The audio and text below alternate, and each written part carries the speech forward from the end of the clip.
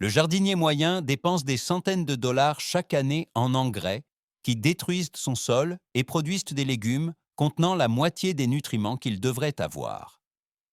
Mais il existe un système vieux de 10 000 ans qui ne coûte rien, construit le sol au lieu de l'épuiser et produit une nourriture si riche en nutriments qu'une seule tomate contient plus de vitamines que 3 provenant d'un jardin conventionnel. Le problème ne vient pas de vos plantes, il vient de votre sol. Voici comment nourrir votre jardin sans jamais racheter d'engrais, en utilisant le système axé sur le sol que John Seymour a perfectionné au cours de décennies de vie en autarcie. L'erreur fondamentale du jardinage moderne a été de traiter le sol comme une terre inerte, qui ne sert qu'à maintenir les plantes à la verticale pendant que vous déversez des produits chimiques synthétiques par-dessus. Mais le sol est vivant, avec des milliards d'organismes par poignée. Et quand vous nourrissez ces organismes au lieu de la plante directement, tout change. Le principe fondamental de Seymour est simple mais révolutionnaire. Nourrissez le sol, pas la plante. Parce qu'un sol sain crée automatiquement des plantes saines, et que les plantes saines résistent aux parasites, résistent aux maladies, produisent de plus de nourriture et ont meilleur goût que tout ce que vous pouvez acheter. C'est la philosophie du sol d'abord que Seymour a passé des décennies à affiner. Une cuillère à café de sol sain contient plus d'organismes vivants qu'il n'y a d'êtres humains sur Terre, y compris des bactéries qui décomposent la matière organique, des champignons qui transportent les nutriments vers les racines, des protozoaires qui régulent les populations, des nématodes qui font circuler les nutriments et des vers de terre qui créent des conduits pour l'air et l'eau, tout en produisant un engrais parfait. Lorsque vous déversez des engrais synthétiques sur cet écosystème, vous larguez une bombe nucléaire sur une ville parce que ces sels, tuent que les micro-organismes, détruisent la structure du sol et forcent les plantes à dépendre entièrement de vous pour leur nutrition, créant un cycle de dépendance où vous en achetez plus chaque année alors que votre sol meurt. L'alternative est le compostage, qui est le fondement du système axé sur le sol et le seul engrais dont vous aurez jamais besoin. Le compost est de la matière organique décomposée, et quand vous l'ajoutez au sol, vous n'ajoutez pas seulement des nutriments. Vous ajoutez des milliards d'organismes bénéfiques. Vous ajoutez de la matière organique qui retient l'eau et les nutriments. Vous ajoutez de l'humus qui améliore la structure du sol. Et vous créez un système autosuffisant qui s'améliore chaque année au lieu de s'empirer. Commencer un tas de compost est absurdement simple et vous pouvez le faire dans n'importe quel espace, du minuscule balcon d'appartement au jardin de banlieue.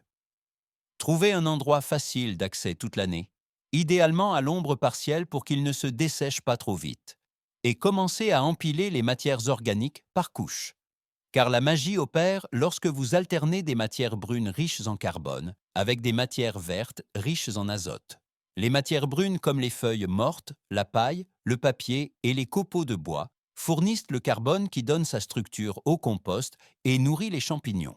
Les matières vertes comme les restes de cuisine, les tontes de gazon et le fumier fournissent l'azote qui fait chauffer le tas et nourrit les bactéries effectuant le travail de décomposition. Visez environ 3 parts de brun pour une part de vert en volume. Et si votre tas sent mauvais, ajoutez plus de brun. Tandis que s'il ne chauffe pas, ajoutez plus de vert. Maintenez le tas aussi humide qu'une éponge essorée, parce que les organismes ont besoin d'eau. Mais trop d'eau chasse l'oxygène et crée des conditions anaérobies. Retournez votre tas toutes les quelques semaines en déplaçant les matières de l'extérieur vers l'intérieur, ce qui incorpore de l'oxygène, redistribue l'humidité et accélère la décomposition. En 3 à 6 mois, vous aurez un compost fini qui ressemble à une terre sombre, sans l'humus forestier, et vaut plus que tout ce que vous pourriez acheter. Une fois que votre moteur de compostage tourne, il est temps de boucler la boucle avec les animaux. Le deuxième pilier est l'intégration d'animaux car ils transforment les restes en engrais de haute qualité tout en produisant des œufs ou de la viande, fermant ainsi la boucle des nutriments. 3 poules n'ont besoin que de 10 pieds carrés. Elles mangeront vos restes et produiront 1000 œufs par an, plus un fumier riche en azote. C'est le meilleur engrais une fois composté. Le fumier de poule est riche en azote, vous ne pouvez donc pas l'appliquer frais sous peine de brûler les plantes. Mais le composteur pendant 3 à 6 mois le rend sûr et parfait pour les plantes gourmandes, comme les tomates et les brassicacées.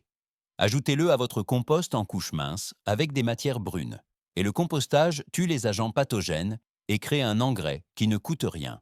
Si vous ne pouvez pas avoir de poules, les lapins sont excellents car ils sont calmes, propres, demandent peu d'espace et leur fumier peut être appliqué directement sans compostage. Le fumier de lapin est un fumier froid, moins riche en azote que celui des poules. Il ne brûlera pas les plantes et regorge de nutriments que les plantes peuvent utiliser immédiatement. Le troisième pilier est l'engrais vert, qui consiste à cultiver des plantes spécifiquement pour les faucher et les incorporer au sol. Et c'est l'une des techniques les plus puissantes pour renforcer la fertilité sans aucun intrant externe. Les légumineuses comme le trèfle, la vesse, les pois fourragères et les fèves sont les stars de l'engrais vert car elles entretiennent une relation symbiotique avec des bactéries qui vivent dans des nodules sur leurs racines. Et ces bactéries captent l'azote de l'air et le convertissent en une forme utilisable par les plantes, créant ainsi de l'engrais à partir de rien. Plantez une culture d'engrais vert dans n'importe quelle planche qui ne produit pas de nourriture, que ce soit en automne après vos récoltes d'été, au début du printemps avant de planter, ou en rotation dans le cadre de votre système de rotation des cultures sur 4 ans. Laissez l'engrais vert pousser jusqu'à juste avant la floraison, car c'est à ce moment-là que la plante a un maximum de biomasse et de nutriments. Coupez-la ensuite et étalez-la en surface comme paillis, ou incorporez-la dans les premiers centimètres du sol, où elle se décomposera et libérera des nutriments pour votre prochaine culture. Une planche plantée de fèves durant l'hiver fixera assez d'azote pour nourrir une plante gourmande comme le chou ou le brocoli la saison suivante. Et vous n'avez rien acheté. Vous n'avez rien importé. Vous gérez simplement le système intelligemment et laissez la biologie faire le travail. C'est de la fertilité gratuite créée par la biologie et non par un achat. Le quatrième pilier est le paillage, que la plupart des jardiniers considèrent uniquement comme un moyen de contrôler les mauvaises herbes, mais c'est en fait l'une des techniques de renforcement de la fertilité les plus puissantes qui soient. Le paillis organique comme la paille, les feuilles, les tontes de gazon ou les copeaux de bois supprime effectivement les mauvaises herbes en bloquant la lumière. Mais plus important encore, il nourrit les organismes du sol en se décomposant lentement. Il régule la température du sol pour que les organismes restent actifs plus longtemps. Il retient l'humidité pour que vous arrosiez moins et il protège la structure du sol contre l'impact de la pluie et l'érosion. Appliquez 5 à 10 cm de paillis organique autour de vos plantes, en le gardant à quelques centimètres des tiges pour éviter la pourriture. Et à mesure qu'il se décompose au fil de la saison, il nourrit littéralement votre sol, tout en le protégeant. À la fin de la saison, cette couche de paillis aura diminué à mesure que les organismes l'auront consommé et transformé en humus. Vous ajoutez donc une autre couche. Et année après année, votre sol devient plus profond, plus sombre, plus riche et plus vivant. Le paillis ne se contente pas de protéger le sol, il le nourrit. Le cinquième pilier est la compréhension du cycle des nutriments grâce à la rotation des cultures, parce que différentes familles de plantes ont des besoins nutritifs différents et des effets différents sur le sol. Et quand vous les faites tourner intelligemment, vous laissez essentiellement les plantes se fertiliser les unes les autres. Les légumineuses fixent l'azote et laissent le sol plus riche qu'elles ne l'ont trouvé. Elles devraient donc être suivies par des plantes gourmandes, comme les brassicacées, qui ont besoin de beaucoup d'azote. Les brassicacées sont suivies par des plantes aux besoins modérés, comme les tomates et les poivrons, qui nécessitent moins d'azote. Et celles-ci sont suivies par des plantes peu exigeantes, comme les racines et les alliacées, qui ont besoin d'un minimum d'azote. Et vous revenez ensuite aux légumineuses pour reconstruire l'azote pour le cycle suivant. Cette rotation de 4 ans signifie que vous n'épuisez jamais le sol parce que vous équilibrez toujours ce que vous prenez avec ce que vous donnez. Et vous le faites par une gestion intelligente plutôt que par des intrants achetés. Le dernier pilier est la patience et l'observation. Parce que le système axé sur le sol ne donne pas de résultats instantanés comme les engrais synthétiques, mais il offre des résultats permanents qui se cumulent avec le temps. Votre première année, vous construisez le système, établissez des tas de compost, intégrez des animaux si possible, commencez à pailler, et votre jardin pourrait ne pas sembler très différent d'un jardin conventionnel. Votre deuxième année, le sol est visiblement meilleur, plus sombre, plus facile à travailler, et vos plantes sont plus saines et plus productives. Dès votre troisième année, les gens vous demanderont quel est votre secret, car vos tomates seront énormes, votre sol sera noir, et vous ferez pousser plus de nourriture dans moins d'espace qu'il ne le pensait n'est possible. À la 5e année, vous avez un sol tellement vivant et riche que vous pouvez faire pousser des choses qui ne devraient même pas pousser sous votre climat. Et vous n'avez pas acheté d'engrais une seule fois. Vous avez juste géré le système. Voici ce que cela signifie en pratique. Au lieu de dépenser 200 $ par an en engrais qui tuent votre sol, vous ne dépensez rien et votre sol s'améliore chaque année. Au lieu de plantes faibles et sujettes aux parasites parce qu'elles sont gavées de nutriments synthétiques, vous avez des plantes fortes et résilientes car elles puisent dans un écosystème complet. Au lieu de légumes qui ont une belle apparence mais un goût fade et une nutrition minimale, vous avez des légumes au goût incroyable et regorgeant de vitamines et de minéraux car ils ont poussé dans un sol vivant. Le système axé sur le sol n'est pas une technique, c'est une philosophie.